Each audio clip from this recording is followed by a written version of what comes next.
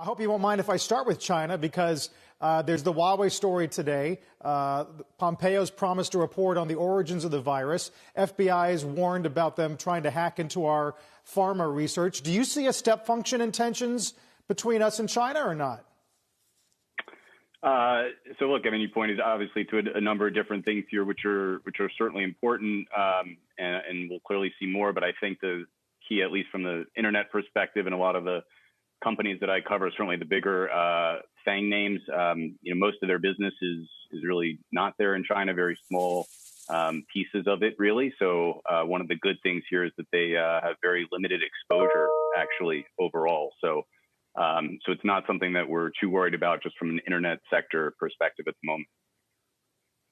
I mean, clearly you don't see any of the companies you cover moving in the opposite direction, right? We're not going to see companies announcing huge expansions into China anytime soon. Or if one did, how would you consider that a big liability? I think you're right. We certainly don't expect any big expansions in that area.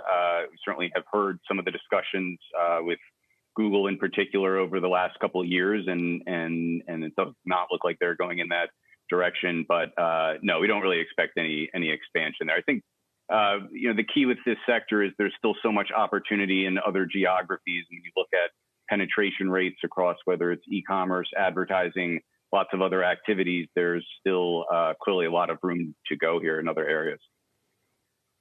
Right, which is why this Giphy deal is going to get an outsized amount of attention. But once again, it points to the large starting to pick off smaller players, maybe using them strategically within Instagram to, I don't know, take aim at Twitter. What does this mean, this move by Facebook today? Yeah, so I think this acquisition today, while it's not really big in terms of overall dollars, look, this is about competing for engagement time, for making the experience, the platform, more fun, more entertaining.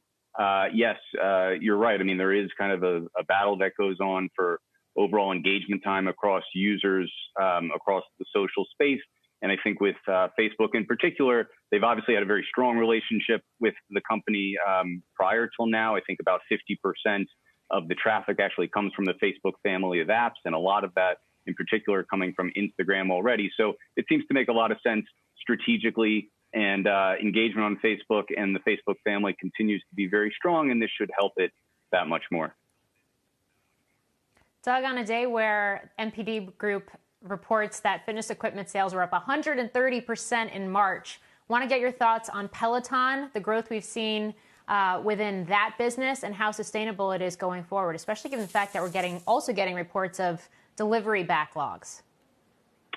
Yeah, so it's a good point. When we think about how COVID-19 and the environment of the last couple months is changing things, just overall behavior, and certainly across our sector, connected in-home fitness is one of the key areas. And we've certainly seen it in Peloton numbers, certainly in 1Q and into 2Q as well. They just announced that they crossed more than 1 million connected fitness subscribers. So you're right, there is pretty substantial backlog there. I think if you go on the site now, you might see 8 to 9 weeks or somewhere in that range in terms of wait time for a bike. But I'd put that in the category of good problem to have in terms of so much demand. And since March, they've actually doubled their supply, their ability to manufacture here. So they're making a lot of adjustments, speeding it up. Hopefully by July or August, they're able to kind of catch up and really get that order to delivery window down. But this is